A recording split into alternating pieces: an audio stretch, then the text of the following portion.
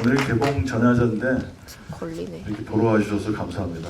그리고 또 오늘 오신 분들은 오늘 자리가 특별하기 때문에 또 와주셨다는 거 제가 잘 알고 있습니다. 예. 사실 그 오늘 GV를 하시는 감독님은 뭐 설명이 필요 없는 감독님이죠. 예. 지금 제일 중요한 영화에 이제 대단원을 내리시고 사실 그 우리나라를 구한 그 성웅 이순신 장군을 그 이순신 장군을 또 구해내신 감독님이십니다. 예, 김만민 감독님 소개하겠습니다. 예.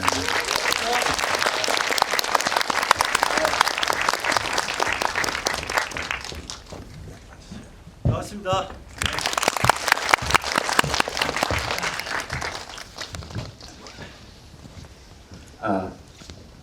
마이크는 영화고.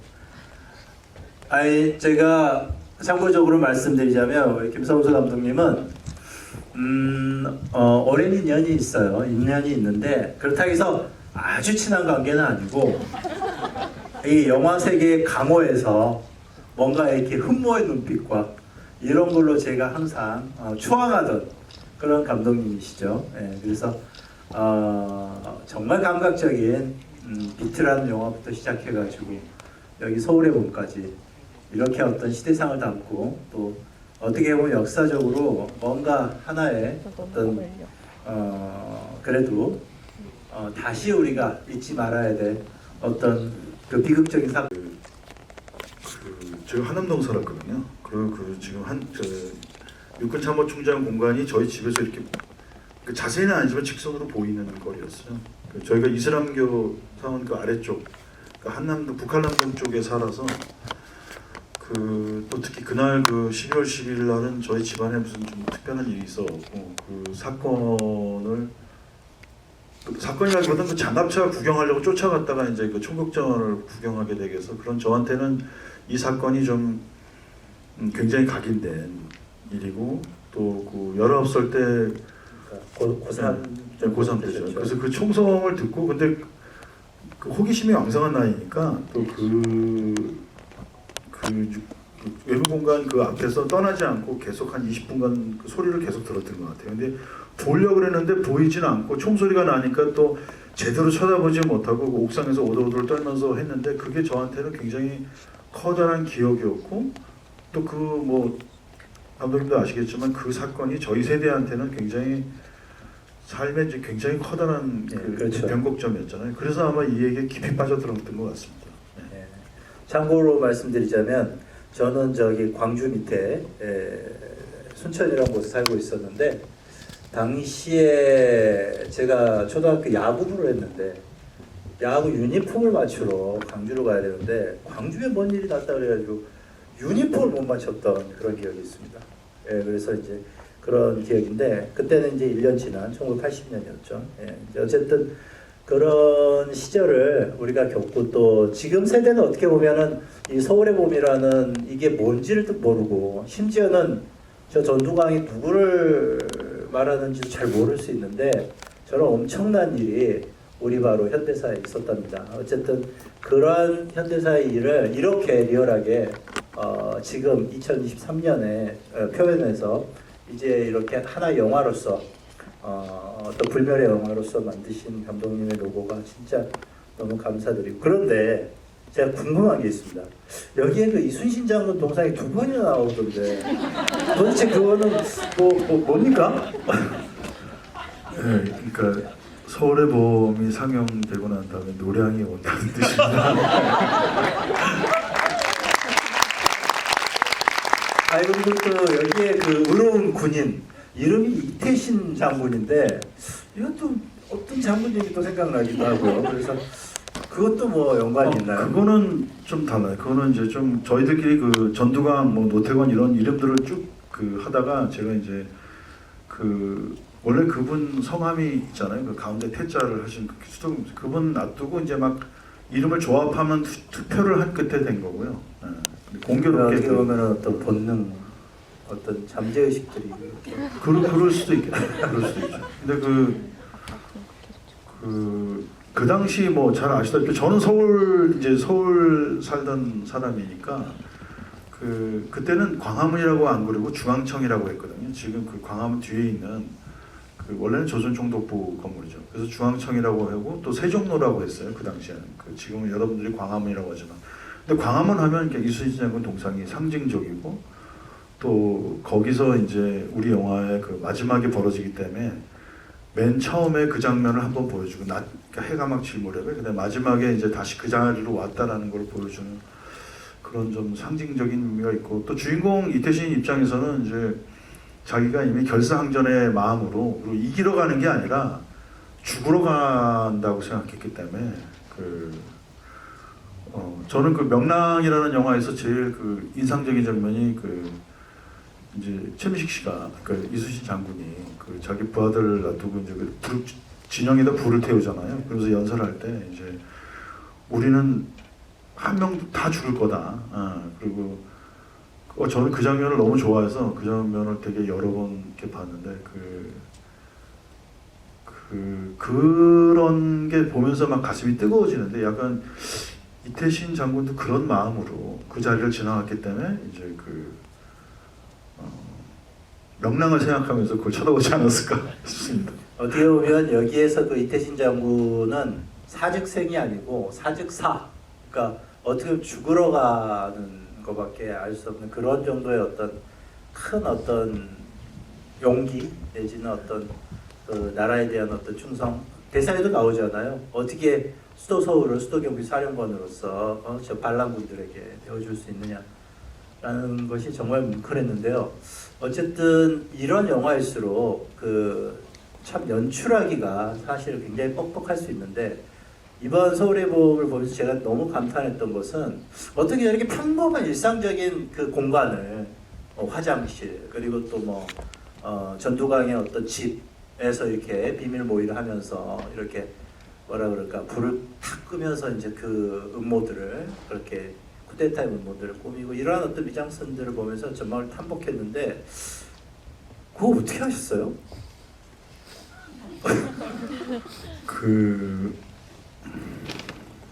화장실이라는 공간도 정말 그로테스크하고 뭔가 진솔하고 막 솔직한 어떤 것을 막 드러내는 민낯의 공간처럼 보이던데, 그런 곳에는 감독으로서 굉장히 탐복할 수 없는 그런 어떤 미장센이라고 생각을 하거든요.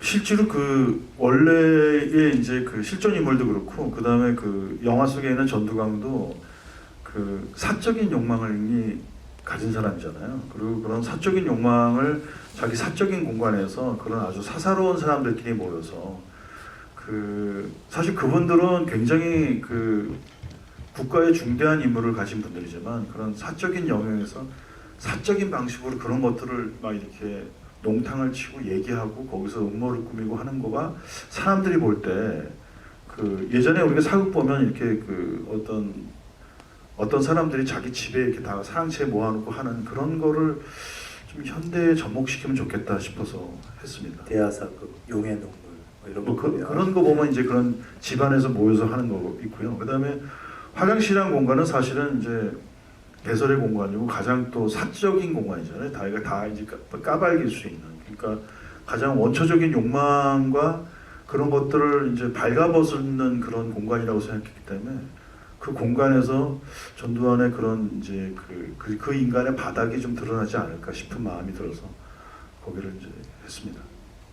이렇게 봤을 때는 이제 배우들 이야기를 안 할 수가 없는데, 사실 마지막 그 화장실 공간에서 미친 듯이 웃으면서 오줌을 갈기는 그 장면에서 보면은 우리 황정민 배우의 그 연기 약간 좀 조커 같지 않았어요? 뭔가 이렇게 조커 같은 느낌이 막 그러면서 와 저거 저 모니터 지켜보고 계시는 감독님은 어떤 심정이었을까? 어떠셨어요? 연출을 그렇게 디렉션을 주신 겁니까?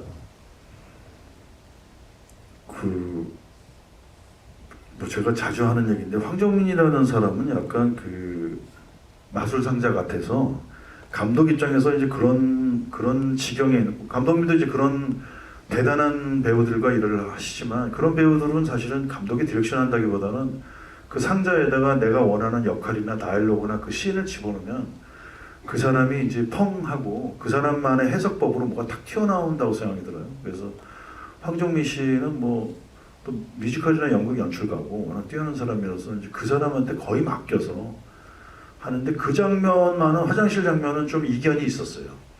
왜냐하면 이 사람이 약간 그 밖에서 부끄러움을 가지고 약간 내가 왜 기뻐하지 못하지라는 마음으로 들어와서 자기 친 동료들하고도 어울리지 못하는데 이제 화장실로 오면서는 아마 그런 그 배설의 욕구, 밖에 있었으니까 이제 소변도 마려웠겠죠. 그리고 이제 그런 자기 안에 내재된 그 사람의 그 탐욕의 어떤 욕망이 극대화되면서 그거를 합리화시키고 아니야 나는 이게 이겼고라고 막 이렇게 웃으면서 자기를 그렇게 극단적으로 합리화시키는 순간 인간은 이제 그 전두광이라는 인간은 자기가 엄청난 욕망을 퍼부었지만 결국은 그 탐욕이라는 괴물이 그 사람을 먹어버렸구나.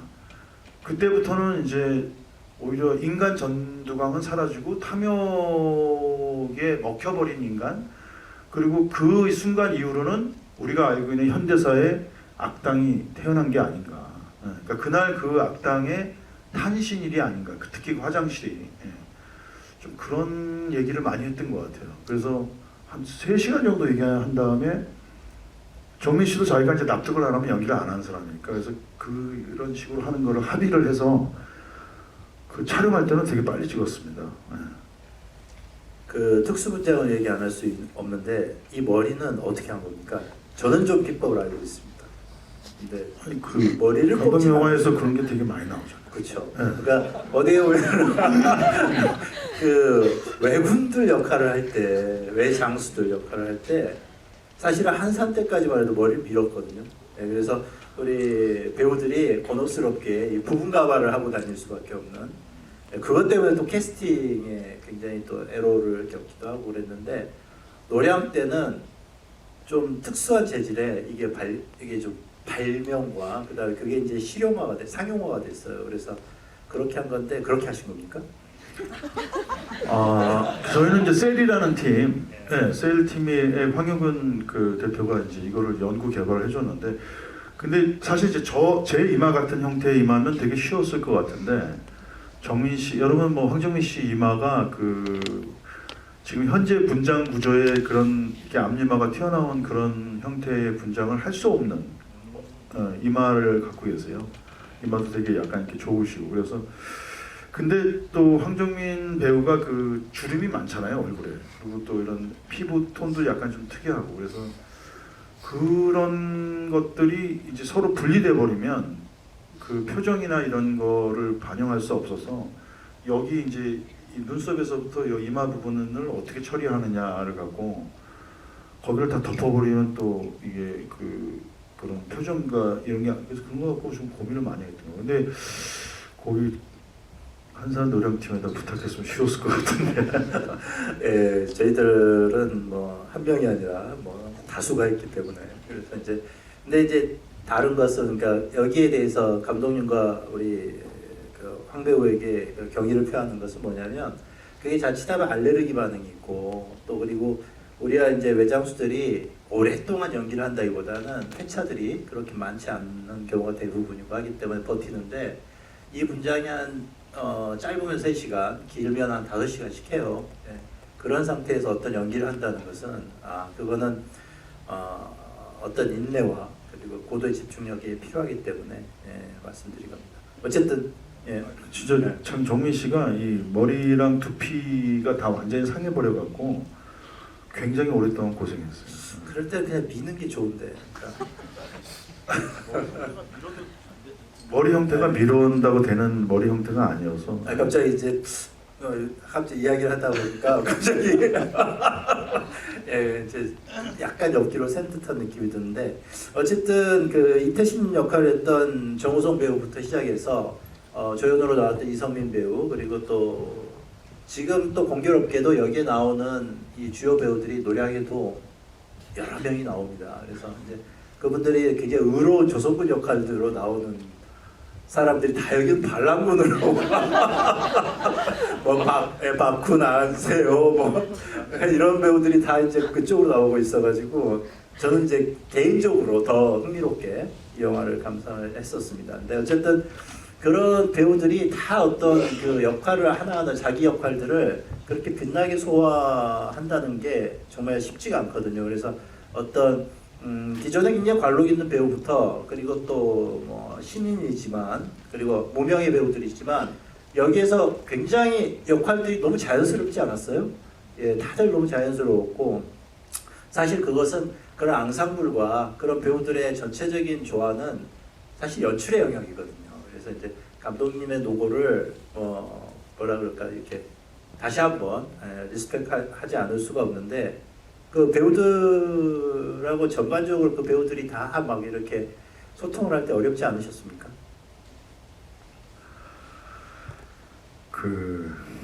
일단 이게 제가 너무 좋아하는 김하민 감독한테 이런 상찬을 들으니까 제가 뭐라고 리액션을 해야 될지 이게 진실입니다. 그리고 사실 그 굉장히 많은 배우들을 잘 컨트롤하면서 또 굉장한 스펙타클과 이제 한국 영화 사상 볼 수 없었던 엄청난 해전을 하시는 분이 이제 본인이신데 저한테 이런 말 하니까 좀 감개무량하네요. 같은 동병상련의 아니 근데 그 입장에서 배우들이 많이 나오면 힘들잖아요. 힘들죠. 힘든데 아마 감독님은 또 워낙 한산 노량으로 이어지는데 나왔던 배우분들이 이제 저희 영화에 많이 나오세요. 저도 이제 그 현장도 잘 얘기도 많이 듣고 또 같이 일하신 또 우리 김주경 대표님도 저랑 또 친한 분이니까 이제 그 배우들에 대한 얘기도 제가 여쭤보고 막 그랬었는데 뭐 배우들이 훌륭해서 배우들이 훌륭하니까 감독의 얘기를 잘 귀담아 들어주고 그래서 그것들을 이제 감독이 이런 걸 원하니까 이렇게 해줘야겠다라고 이제 도와주시니까 거기다가 아마 이순신 시리즈도 똑같았을 것 같은데 저도 저 영화에 나오는 40대 50대 배우들이 이 12.12라는 그 엄청난 사건의 자장권에 다 성장을 했던 사람이기 때문에 이 12.12 군사 반란을 재현한다는 거에 대한 굉장한 의미를 두셨던 것 같아요. 자기들은 비록 이제 배우는 사실 몸밖에 없지만 자기들이 갖고 있는 육체와 그런 연기력으로 내가 이거를 보태서 이 군사 반란의 어떤 순간들을 재현한다는 데에 대한 굉장한 의의를 두셨던 것 같아요. 그래서 그렇지 않고서야 뭐 그렇게 열심히 해줄 수가 없죠. 맞습니다. 그러니까 우리가 이렇게 하나의 어떤 인간의 삶을 살면서 특히 배우의 세계가 굉장히 이렇게 묘한 게 어떤 명분이 주어지고 그리고 거기에 참여하는 어떤 참여의식이 생기면 정말 열심히 하는 것 같습니다. 그래서 이 서울의 봄도 거기에다가 또 김성수 감독님 같은 이제 어떻게 보면 굉장히 거장에 반열에 계시는 분이 이제 연출을 한다 했을 때는 제가 배우라도 가서 정말 열심히 하고 싶을 것 같습니다. 어쨌든 이런 이제 배우의 세계들에 대해서는 이제 특히 감독님들이 아무리 거장이라도 이제 많은 배우들의 다양한 배우들하고 소통을 해야 되잖아요. 그래서 거기에 들어간 또 에너지는 대단히 필요하고 또 특히나 이제 체력과 건강 관리가 매우 중요한데 우리 김성수 감독님 지금 보시다시피 비트 때나 지금이나 똑같이 이렇게 잘 유지하고 계셔서 정말 그것도 또한 본받고 싶은 지점에 계시는 감독님이시죠. 마지막으로 이제 우리 이야기의 마지막 우리가 또 감독과 감독의 입장에서 미장센 얘기를 안 할 수가 없는데 아까 두 개의 공간에 대한 미장센도 있지만 또 서울 거리 그리고 또 가진 화려한 막 전차와 탱크 그리고 육공 트럭부터 시작해가지고 많은 그런 것들을 동원하기가 쉽지 않은데 아무리 제작비가 있다 하더라도 그런데 그거는 어떤 연출적인 것들 가령 황정민이 마지막에 이태신을 만나기 위해서 쫙 막 달려오는 그거를 부감으로 그냥 쫙 롱테크로 훑어버리잖아요. 그러니까 좀 아니하고 게으른 분 같으면 그냥 이렇게 커트바디로 이렇게 찍을 수도 있는데 그러한 어떤 연출적인 그런 좀 더 이 프레임을 뭐라고 할까 이 화면을 좀 오픈한다 그럴까 확장하는 그러한 부분에서 굉장히 영화적인 스케일감을 주시는데 그런 것들은 이 성실함이 아니고 또는 뭔가 이렇게 이런 걸 그렇게 가야겠다라는 어떤 리얼한 어떤 것에 대한 추구가 아니면 힘들 텐데 좀 나이가 들면서 좀 대충 연출하자 이런 느낌 들지 않으세요 혹시? 예. 그런 거는 좀 더 성실해지는 것 같아요. 왜냐하면 저희 이제 사실 뭐 영화 하는 사람들, 특히 영화 감독들이 현실 생활에서는 그렇게 능숙한 인간들이 아니잖아요. 그리고 저는 다릅니다. 아니, 감독님은 좀 되게 이제 농담입니다. 모든 그 팔방미인이고 사실은 그 굉장한 그런 그 현실 세계의 장악력도 강하지만 저는 사실 현실 생활에서는 사실 젬병이거든요. 그런데 그 제가 어쨌든 20대 후반에 영화계에 들어와서 이제 영화계에서 열심히 그 공부하고 또 일하고 그래서 근데 제가 나이가 먹고 나니까 뭐 흥미 있는 게 없는 것 같아요. 그리고 누가 날 찾지도 않고 제가 할 일도 없고 근데 이제 영화 촬영장에서는 제가 할 일이 있잖아요. 그리고 이제 아무래도 나이가 있으니까 그 이런 일할 수 있는 시간도 앞으로 제한적인 거니까 촬영하는 시간은 예전보다 훨씬 더 좀 값지고 더 신나는 것 같아요. 그래서 또 이 영화는 제가 되게 이제 제 개인적으로 이 이야기에 흠뻑 빠져 있었던 어린 시절부터 그렇기 때문에 이번 영화는 이렇게 말씀드리기 뭐하자면 되게 재밌게 굉장히 어떻게 뭐 표현하기 좀 어쩌 신나게 일을 했던 것 같아요. 그래서 굉장히 사적인 질문인데 하루에 운동 몇 시간씩 하십니까? 등산을 하시나요?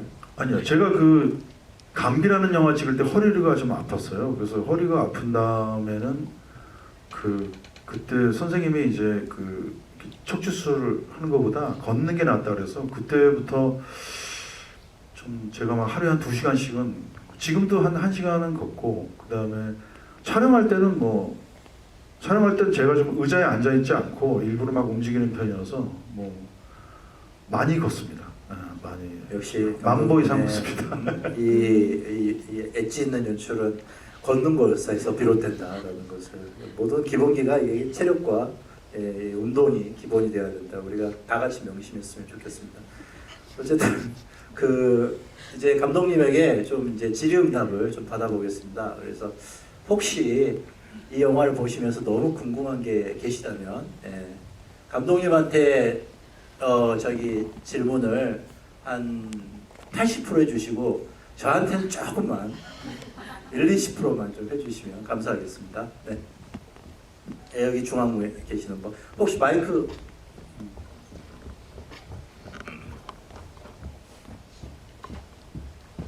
마이크 갔다 오는 동안에 제가 잠깐만 얘기할게요. 사실 맨 처음에 얘기하려고 그랬는데 김한민 감독님 이제 노량 개봉하시잖아요. 근데 지금 그 믹싱이라고 영화에 녹음된 모든 소리를 다 이렇게 대사, 효과음, 음악 모든 걸 해서 이렇게 영화에다가 이제 배열을 하는 영화의 최종적으로 가장 중요한 작업을 하고 계세요. 사실 믹싱을 하시다가 오셔갖고 제가 VIP 때도 그때도 믹싱 하다가 오셨어요. 영화 봐주고 가셨거든요. 사실 제일 중요한 시점에 왜냐면 감독님이 그럴 때는 딴 데 신경을 쓰지 않고도 아는데 이렇게 한국 영화가 좀 잘 되고 한국 영화의 상생이라는 방식을 지금 영화가 이렇게 아무리 친한 감독도 같이 개봉하는 시점에는 서로 좀 약간 좀 본의 아니게 뜨악해지는데 이 상생을 위해서 근접한 영화 감독끼리 이런 GV를 하자는 제안을 이제 감독님이 먼저 해주셨어요. 그래서 진짜 이렇게 넉넉하고 그런 거에 대해서 너무 제가 감사드립니다. 감사합니다.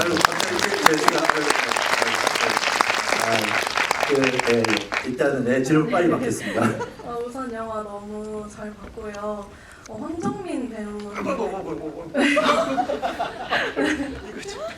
황정민 배우님의 연기가 너무 인상 깊었는데 혹시 캐스팅 일화가 있으면 한번 들어보고 싶습니다. 그리고 또 김한민 감독님께 이 영화 보시면서 가장 기억에 남았던 장면이나 정말 이 장면은 내가 뺏어서 내 영화에다 쓰고 싶다 하는 그런 장면이 있었을지도 한번 들어보고 싶습니다.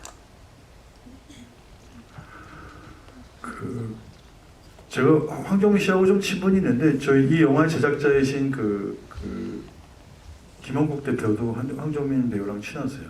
그 다만학에서 구하옵소서도 같이 하셨고, 그래서 두 분이 약간 그 사적인 교감이 있었던 것 같아요. 그 저한테 시나리오 오기 전에. 그리고 저는 황정민 씨랑 아수라를 한 다음에 그 2년 뒤에 그 리차드 3세라는 황정민 씨가 직접 주인공도 하고 연극을 만든 그걸 보러 갔었거든요. LG 아트 센터에 했던. 근데 그 리차드 3세가 섹스피어 연극 중에서 이제 널리 알려지지 않았지만 그 실존했던 그 가장 포악한 왕이면서 내면이 뒤틀리고 주변 사람들을 다 척살했던 그런 진짜 그 어떤 악의 끝판왕 같은 왕이거든요. 근데 그 연극을 봤는데 그때 완전히 저도 어렸을 때 좀 연극을 했었는데 와 완전히 거기에 매료됐어요. 그래갖고 그 다음에 시나리오를 받았을 때 뭐 다른 사람이 아니라 전두광의 얘는 저 황정민이라는 사람밖에 없다라는 생각을 했고, 다만 이 역할이 좀 정치적인 그런 요소가 많고 이게 하기가 좀 그렇잖아요, 배우들이. 그래서 아마 고민을 하셨을 것 같은데 그 양반도. 근데 이제 저를 만나서는 그냥 제가 할게요 이렇게 하더라고요. 저게 좀 그 한마디로 화끈한 사람이어서 그렇게 하게 됐습니다. 감독님을 보면은 이렇게 조신하고 디테일하신 분인데 또 굉장히 또 화끈하고 남성적인, 요즘에 보기 드문 그런 어떤 매력과 마력을 갖고 계신 분이죠. 무사라는 영화를 보면 와, 그 영화를 그 중국을 다니면서 그렇게 저는 못합니다. 근데 어쨌든 이번에 그 서울의 봄에서 보면 그 음모를 하는 그 본인의 집에 초대해가지고 그 거실 장면 같은 경우는 야 정말 저렇게 한번 나도 찍어보고 싶다라는 생각이 드는, 이쪽에는 선배 장군들, 이쪽에는 밑에 후배 대령급 영광급들이 이렇게 있어. 그래서 왔다 갔다 하면서 불 탁탁 꺼가면서, 그러면서 또 가끔씩 우리 저희 주걱통 여사가 너무 미안해요 하고 뭐 이런 어떤 리얼한 느낌을 저 연출할 때 너무 재밌었겠다. 물론 이제 계산도 계산이 이렇게 여러 가지로 이제 잘 되어 계셨지만 어쨌든 그런 어떤 어떻게 보면 그게 좀 더 연극적인 느낌의 어떤 브로킹이고 이런 동선을 잡아서 또 그렇게 배치하고 하는 것들이, 근데 이제 그런 것들이 사실 연출하는 사람한테는 굉장히 좀 뭐라 그럴까 재미있는, 그리고 또 연출로서의 어떤 그 좀 희열을 느끼는 그런 장면들이죠. 물론 이제 배우들한테 느끼는 희열도 있습니다. 굉장히 그 황정민 배우를 통해서 느끼는 오우 뭐지 이거? 내가 지금 이걸 이 모니터 쳐다보고 있는데 내가 왠지 영광스러운 것 같아. 막 이럴 때가 있거든요. 근데 이제 그런 지점에서 이제 그런 연출이 참 굉장히 인상적이고 좋았다. 물론 화장실 연출도 좋았지만 아무튼 그렇습니다. 예. 또 다른 질문. 오늘 질문이 엄청 많네요. 잠깐만, 그럼 남성 질문을 한번 받아볼게요. 예. 여기 두 번째 줄에 중앙에. 물어보시면 말씀하시는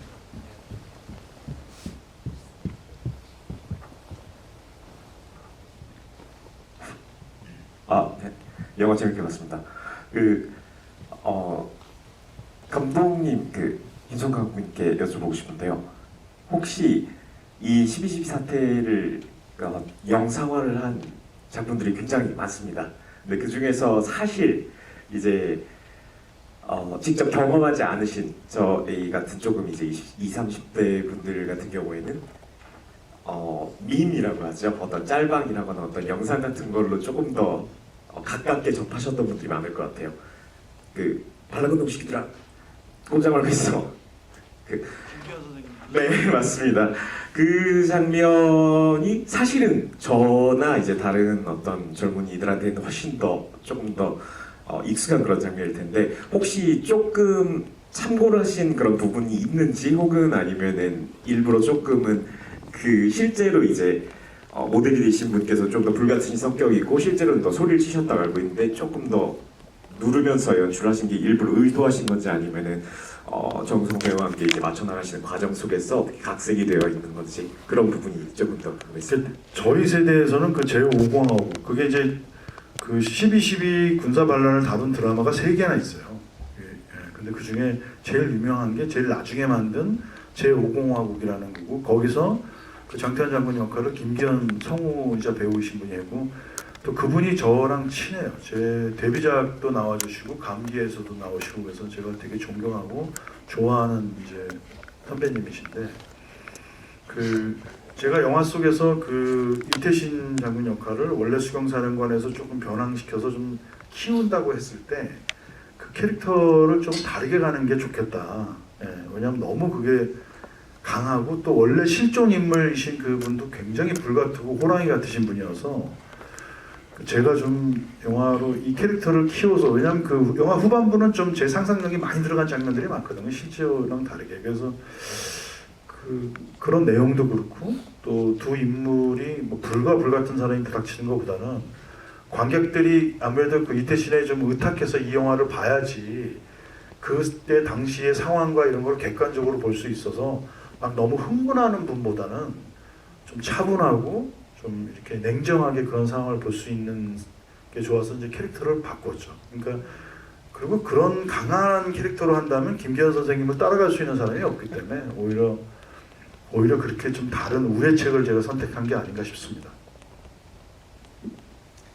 그래서 이렇게 보면은 감독님들의 캐릭터 다루기가 그 어떤 지점에서는 과감하게 이것들을 좀 바꿔주는 그래서 그게 이제 절묘하게 이제 성공한 케이스라고 볼 수가 있죠.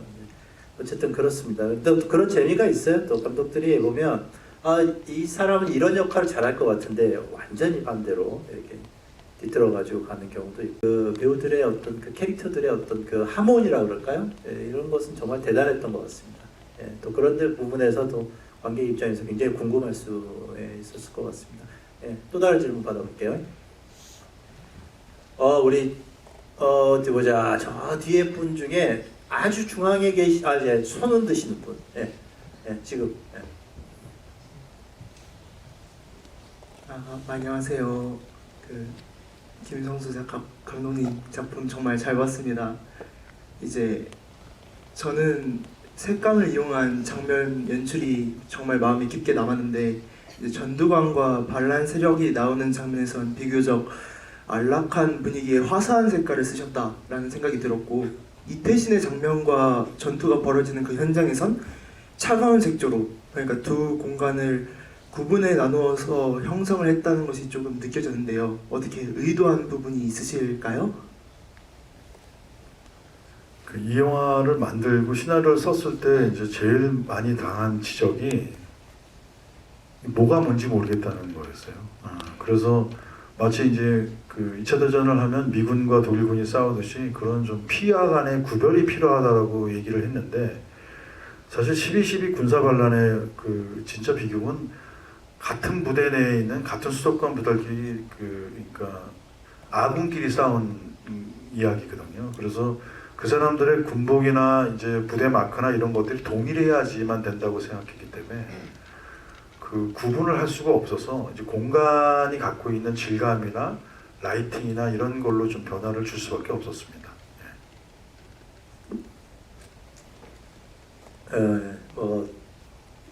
이 정도로 가름하고 그리고 이제 다시 질문 받을게요. 여기 여자분.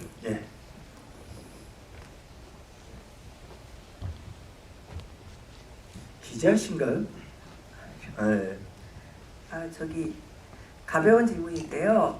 저기 영화에서 음향은 굉장히 인상적이었는데 음악은 그렇게 인상적이지 않은 음악이 제 개인적인 생각에 마지막에 엔딩 타이틀이 나오면서 군가를 쓰시는데 정말 저는 가슴이 철렁했거든요. 군가를 쓰신 게 방금 전에 질문과도 연결이 되지만 한나라 군인들끼리 싸운다는 그 주제와 딱 맞아떨어진다고 생각을 해서요.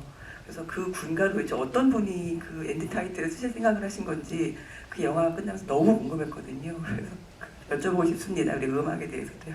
제가 군대 생활할 때 제가 이제 83년도에 군대를 갔는데 그때 그 음악이 나온 지 얼마 안 됐어요. 그래서 제가 군 생활을 하면서 이제 군가를 배우거든요. 신병일 때. 근데 다른 군가는 귀에 들어오지 않고 그 전선을 간다가 귀에 들어오더라고요. 그래서 저도 모르게 그 군가를 계속 흥얼거리고 보쳤을 때도 혼자서 막 부르고 막 그랬던 기억이 있어요.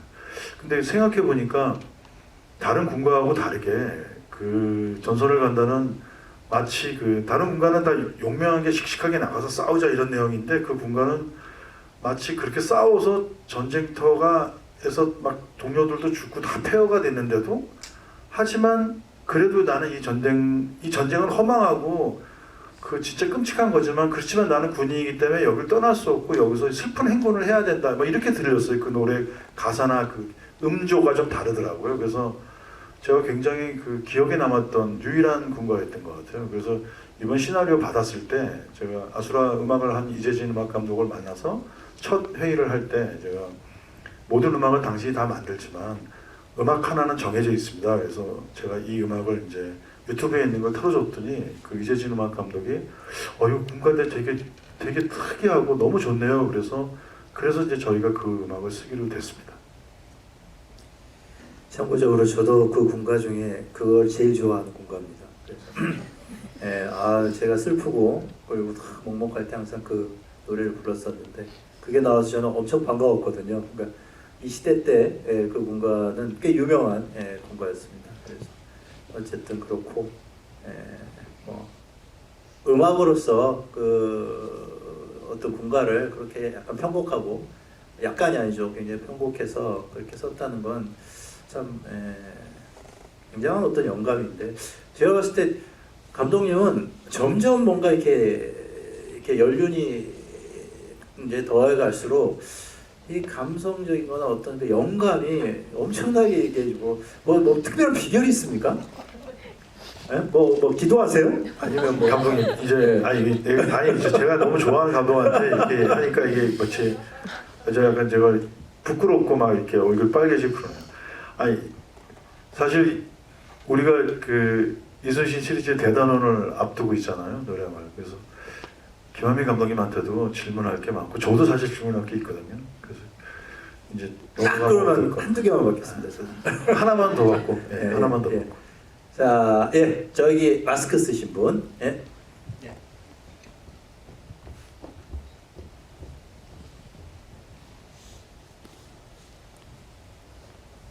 안녕하세요 감독님. 영화 너무 재밌게 잘 봤습니다.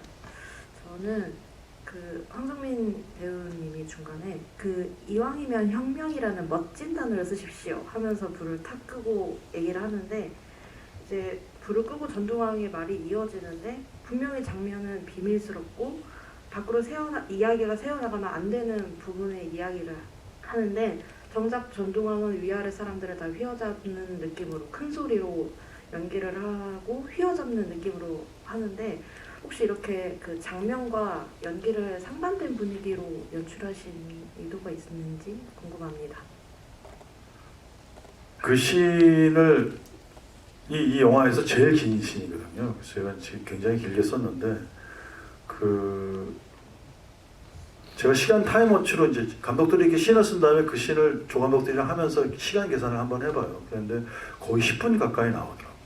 영화에서도 찍었을 때는 9분 정도 됐고 지금 편집본에는 한 7분 좀 넘게 돼 있습니다. 근데 보통 영화가 이제 길어봤자 한 3, 4분 이상을 절대 넘어가지 않는데 너무 긴 씬이어서 그 씬에 조금 휴지구나 좀 국면 전환이 있었으면 좋겠다라는 생각이 있었고 그리고 중간에 이제 예전에는 그 집에서 잔치를 하면 이제 일하시는 아주머니나 주변 친척분들이 오셔서 그 음식을 하잖아요. 근데 내용이 워낙 심각하니까 그 바깥에서 음식을 하고 있는 그 아주머니들이 왔다 갔다 하니까 문을 닫는 설정을 하고 그러면 불을 끄는 건 어떨까라는 이제 생각을 했어요. 그런데 그거가 좀 이상할 수도 있는데 지금 영화 속에서 보면 이제 그 전두광이 불을 끄면 노태관이 일어나서 불을 탁 끄잖아요. 그래서 그 둘이 내가 그때 결정적일 때 이렇게 할 테니까 너 이렇게 해라라고 해서 둘이 좀 약간 그런 거를 맞춰놓은 그래서 그 어둠을 딱 만든 다음에 이제 그 어둠 안에서 후배들한테 뭐라 그러면서 후배들을 장악하고 이제 그런 기운으로 선배들을 이렇게 이제 윽박지르는 그런 자기 나름대로의 그런 설정을 하지 않았을까라는 생각으로 그렇게 한번 해봤습니다. 근데 그게 정말 탁월했던 게 제가 이제 연출자 입장에서 그 장면을 봤을 때는 그게 어떤 익명성을 갑자기 보장해주면서 자기의 어떤 뭔가 내면 속에 어떤 아주 순수한 욕망을 이렇게 표현해줄 수 있는 불금 뭐 이런 느낌 들지 않으셨어요? 그래서 저는 그런 지점에서 굉장히 좀 탁월했던 것 같습니다. 네. 네, 어쨌든 저는 그 장면 좀 천재성이 아니 어디서 영감을 받으세요? 감독님 지금 얘기는 약간 오바인 것 같습니다. 아니, 예, 어쨌든 그렇고요. 어쨌든 이제 내일이 개봉이잖아요. 야, 진짜 감독의 입장에서는 약간 좀 심장이 터질 것 같은. 그리고 제가 오면서 이렇게 슬쩍 예매율을 봤더니 50%가 넘었습니다. 그래서 50%가 예매율 50%가 넘고, 예매 자수도 중요한데 벌써 16만이 이렇게 넘어가고 있더라고요. 그래서 참 이게 경쟁작이 안 돼야 될 텐데. 그래서 근데 어쨌든 앞에서 이렇게 받쳐줘야 또 관객들이 또 극장을 찾는 거니까 그런 지점에서 이제 또 굉장히 감사드리는 거죠. 네. 거대한 노량이라는 영화가 오기 위해서 서울이 보면 기꺼이 그 오프닝 게임으로 무대를 달고 나는 역할을 하겠습니다. 그리고 이제 제가 잠깐 이게 사실 나중에 이제 감독님하고 또 저도 아직 영화를 못 봐서 너무 보고 싶은데 보고 그때 또 리뷰를 할 텐데 그 이제 남은 시간은 우리 김한민 감독님의 노량 뭐 모든 국민이 다 기다리고 있는데 대한 질문 받는 시간 하면 어떨까요? 그래서 질문하실 거 한두 가지만. 바로 반사해가지고 김성수 감독님한테. 제가 사실 되게 그 질문하고 싶은 게 하나 있는데 예. 저 김한민 감독님하고 이제 그 예전에 이렇게 자주 만나서 제가 그 김한민 감독 초기 영화 극락도 핸드폰 이거 다 좋아하거든요, 되게. 그래서 그때 김한민 감독이랑 얘기하다가 아마 활하기 전후인가 그때 이제 이수진 3부작을 하겠다 그러더라고요, 감독님이. 그래서 야. 근데 사실 여러분들 아시다시피 가장 좋은 위대한 계획은 가장 단순한 계획이거든요. 근데 그런 생각을 사람들이 다 들면 그거 나도 알아 하지만 그거를 사실 계획을 세서 그렇게 실행하기는 굉장히 어려운 건데 보통 이제 한 편이 잘 되면 다음 편 하고 그러는데 그때 벌써 이제 3부작으로 하겠다고 그러시더라고요. 근데 그러면 어떤 건데 그랬는데 이제 명량, 한산, 노량을 얘기하시더라고요. 그래서 그러면 제가 이제 그럼 어떤 것부터 할 건데 그랬더니 이제 먼저 명량부터 하고 그 다음에 이제 한산하고 노량 하겠다고 그러셨어요, 저한테. 근데 그게 진짜 이루어진 거죠. 그게 진짜 오래전 얘기인데. 근데 그게 시간 순서가 사실은 한산이 제일 먼저잖아요. 예, 그렇죠. 그 다음에 이제 명량이고 그 다음에 마지막에 노량이 97년, 98년. 그렇게 되는데 어떻게 그렇게 순서를 정하셨는지가 사실 제일 궁금했어요. 그 대답 또한 단순합니다. 배가 제일 적게 나오는 게 명량이니까.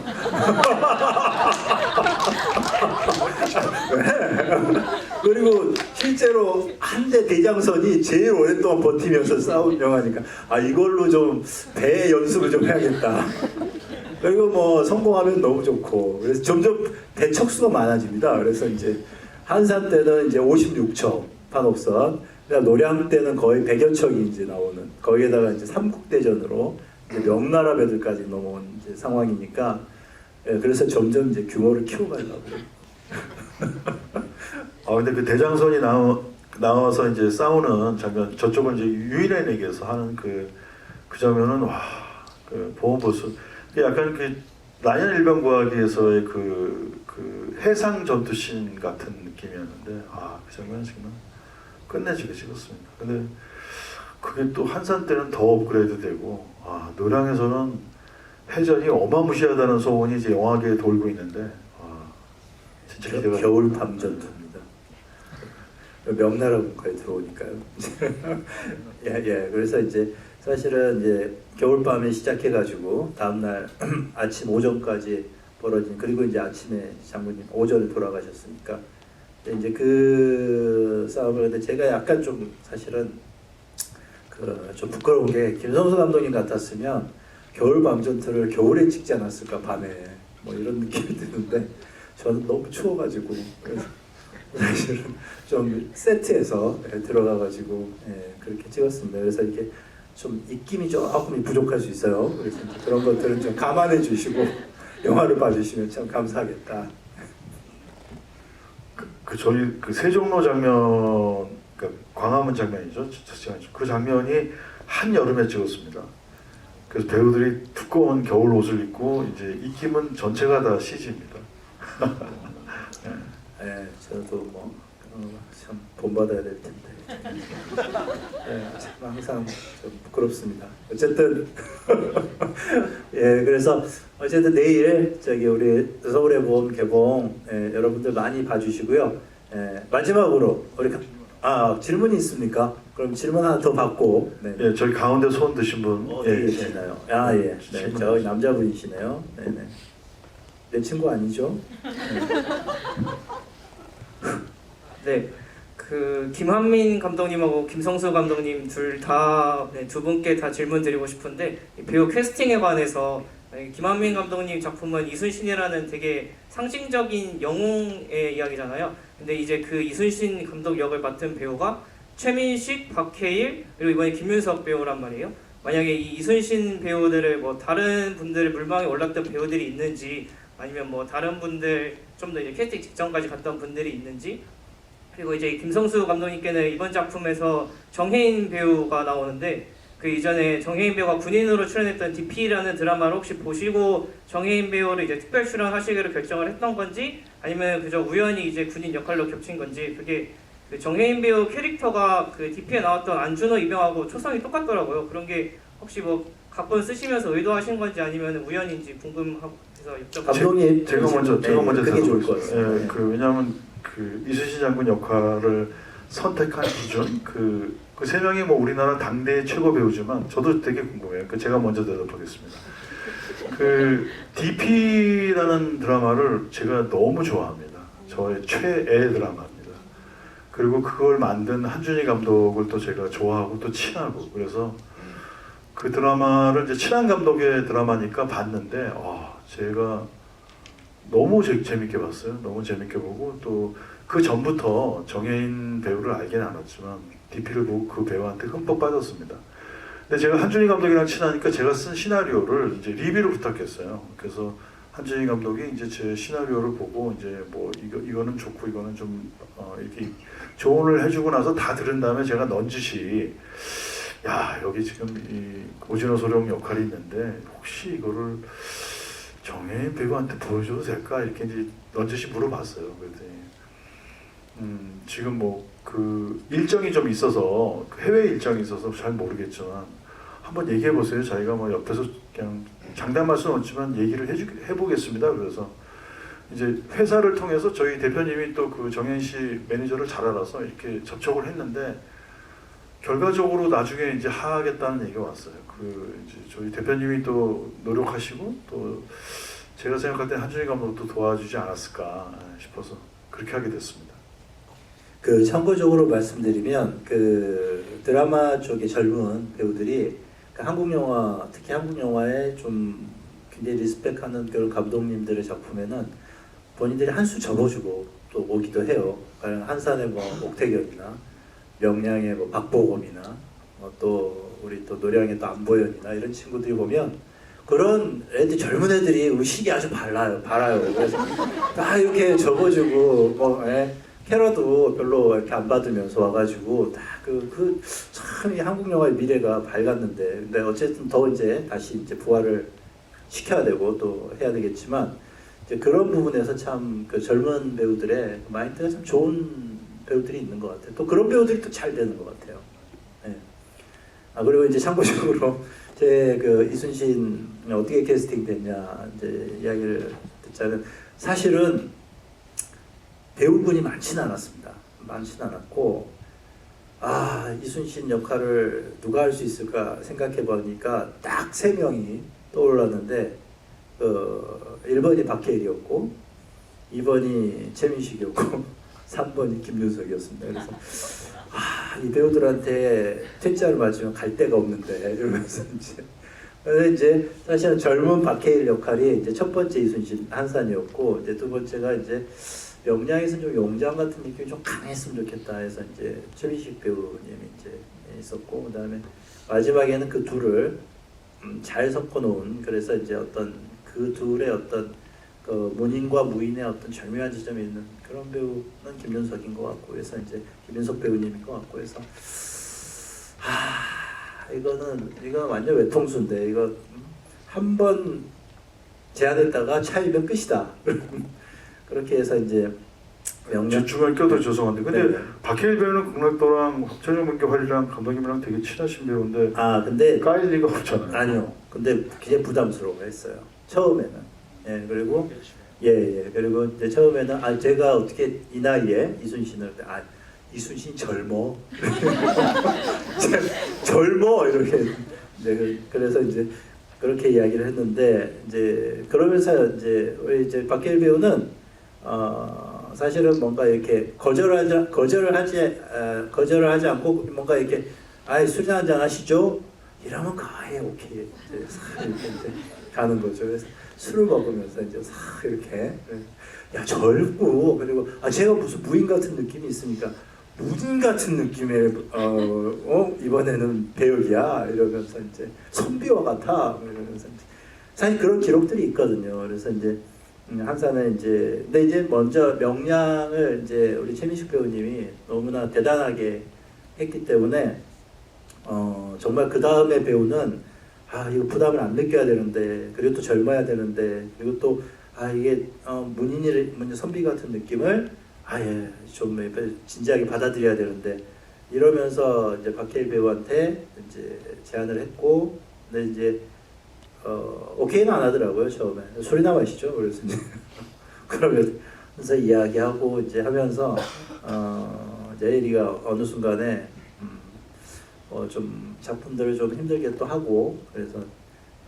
이제 흥행이 잘 안 되고 막 이런 상황이었고 그래서 근데 이게 흥행은 장담을 할 수 없지만 그리고 이제 명량이 워낙 잘 됐기 때문에 한산이 잘 될 수 나는 한산이 장담을 못하겠다 흥행을 하지만 그냥 너랑 맞는 역할이니까 좀 했으면 좋겠다. 그리고 그러면 다른 배우들도 젊은 배우로 갑니까? 그래서 그렇지. 그리고 그 젊은 배우들을 이제 포진을 하고 아주 젊게 갈 거야. 이제 하면서 이제 한산이라는 영화가 나오게 됐습니다. 근데 이제 그렇게 하다 보니까 박해일 배우가 이제 세간에는 김한민 감독의 무슨 페르소나다, 내지는 새 작품을 한 감독은 김한민 감독밖에 없는데 저 둘 사이에는 뭔가가 있을 것이다. 아무것도 없고요. 이제 그냥 술 친구 하면서 그리고 이제 이런저런 영화 이야기들 하고 같이 이제 등산 그 친구가 연희동사니까 이제 안산이라는 데가 있어요. 그래서 그 좋은 이제 산책 코스가 있어서 그런데 이제 좀 다니고 근데 그러다 보니까 새 작품이 됐더라고요. 그래서 다음 작품은 어떻게 될지 전혀 알 수 없지만 이제 다음 작품에 대해서는 논의도 지금 못 하고 있고 근데 이제 그런 케이스였고 그다음에 마지막 김윤석 배우님 같은 경우는 시나리오를 너무 재밌게 보셨어요. 그리고 유일하게 박해일과 김윤석이라는 배우가 자기 소신대로 연기를 캐스팅을 선택하지 전작에 누가 있었다 해서 부담감을 느끼지 않는 그런 또 그런 소신 있는 지점을 갖고 계셔가지고 정말 운이 좋았던 것 같습니다. 딱 세 배우 있었는데 그 세 배우가 그렇게 역할들을 해줘가지고 안 그랬으면 정말 내 마음 갈 곳을 잃어 어디로 이제 그랬겠죠. 근데 이제 그런 지점에서 참 그러니까 어떻게 보면 그거는 어떤 운명과 내 운이 좀 같이 작동한 지점이 있지 않나라는 생각을 합니다. 이 정도로 두서없는 이야기를 가름하겠습니다. 자 그러면 감사합니다. 12월 20일 노량들 좀 봐주세요. 그것도 재밌습니다. 좀 봐주시고 마지막으로 이제 내일 개봉인데 감독님 소감 한마디 안 들을 수 없잖아요. 그리고 또 보는 관객분들한테 마지막으로 던지고 싶은 뭔가 솔직한 한마디 부탁드리겠습니다.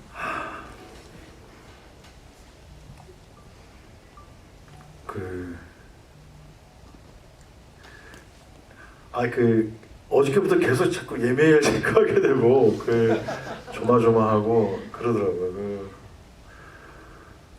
그리고 이제 큰 예산이 들어갔으니까 그리고 저한테 또 이런 너무 좋은 시나리오를 주고 또 저희 이제 투자사인 플러스엠도 이제 이런 굉장히 기획 단계에서 보면 되게 좀 위험할 수도 있고 좀 막 또 영화가 이게 새드 엔딩이잖아요. 또 그런 영화에다가 이렇게 투자도 해주고 그랬으니까 저는 이제 감독으로서는 제가 너무 하고 싶은 영화를 좀 어떻게 보면 저는 되게 막 포만감이 있는데 이게 또 이 영화가 또 잘 돼야 되고 또 지금 한국 영화가 또 여러 가지 어려운 위기에 처해 있으니까 아무튼 서울의봄을 좀 잘 봐서 그 영화가 손익분기점도 넘고 그랬으면 참 좋겠습니다. 한마디 더 없으십니까? 근데 네. 관객들한테 바라는 마음이 있는데 그런 말을 또 제가 이제 뱉으면 그 말이 또 이렇게 언어에는 좀 주술적인 의미가 있잖아요. 그래서 저의 마음의 그런 염원과 주술적인 의미가 그렇게 되면 좋은데 혹시 그게 제가 이제 그런 저의 또 사욕이나 저의 바람이 오히려 또 지금 어떤 기운을 거슬릴까봐 마음속에는 진짜 욕심이 또 그런 걱정과 염려가 많은데 그냥 말을 삼가고 그냥 아무튼 하늘의 뜻을 기다리겠습니다. 박수 한번 부탁드리겠습니다. 이 늦은 밤 제가 항상 무대 인사 때 꼭 하는 말이 있습니다. 우리 영화를 찾아주신 여러분들에게 가정의 평안과 큰 행운이 깃들기를 바라겠습니다. 어쨌든 늦은 밤 이렇게 찾아와 주셔서 이렇게 두 감독의 참 어떻게 보면은 참 이야기를 주저리를 너무 이렇게 경청해 주시고 너무 잘 들어주셔서 너무 감사합니다. 이 힘으로 서울의 봄이 잘 될 것이고 또 제 노량이 또 같이 잘 될 것이고 이렇게 되기를 간절히 빌어옵니다. 여러분 노량이 전 국민의 영화가 되도록 도와주십시오. 진짜입니다. 감사합니다. 저는 개인적으로 김인석이라는 배우가 너무 진짜 뛰어난 황정민 씨도 뛰어나지만 진짜 엄청난 배우이기 때문에 그분의 이순신을 너무 보고 싶어요. 감사합니다, 여러분. 고맙습니다. 감사합니다. 네, 그러면 이상으로 김성수 감독님과 김한민 감독과의 메가 토크를 마치겠습니다. 감사합니다.